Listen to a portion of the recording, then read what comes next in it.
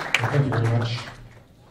And thank you for inviting me to speak briefly tonight at the launch of Unionists for Refugees. And it's great to see you all here, and it's also really fantastic that Jed's here tonight.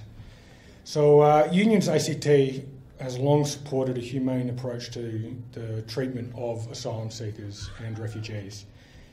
And Australia is a rich country, we're a prosperous nation, and in the past, as we've heard, we have shown that we can be generous in spirit to people who are fleeing persecution, fleeing war, fleeing disaster, and are attempting to make a new life in our country.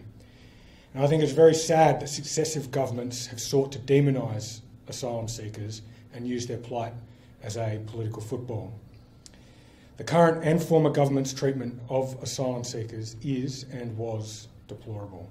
And I think it speaks poorly of the character on both sides of politics of those people who have decided that Australia will treat refugees with harshness that we would normally associate with dangerous criminals, to lock them up in prison camps, to force them to endure terrible privation and suffering. And I think the worst, or perhaps the worst element of the government's policy towards asylum seekers is the policy of mandatory detention or mandatory imprisonment. It's this prolonged imprisonment of asylum seekers, as many reports, inquiries and leaks have shown, worsens the trauma of asylum seekers. And for a nation like Australia, where we do pride ourselves on fair go, I believe it is a national shame.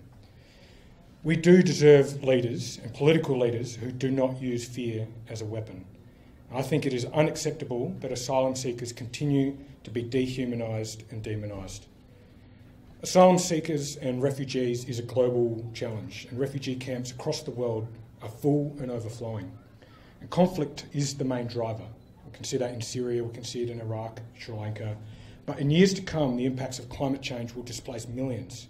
And I ask our political leaders, what do we do then? How will we deal with it? I think we must treat, Australians and our government must treat asylum seekers as people, as humans, not as political footballs.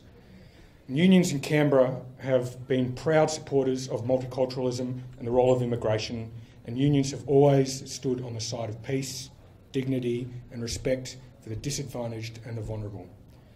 So the launch of Unionists for Refugees tonight continues the tradition of our fight, our collective struggle against injustice. So thank you for inviting me here tonight, and all strength to your arm.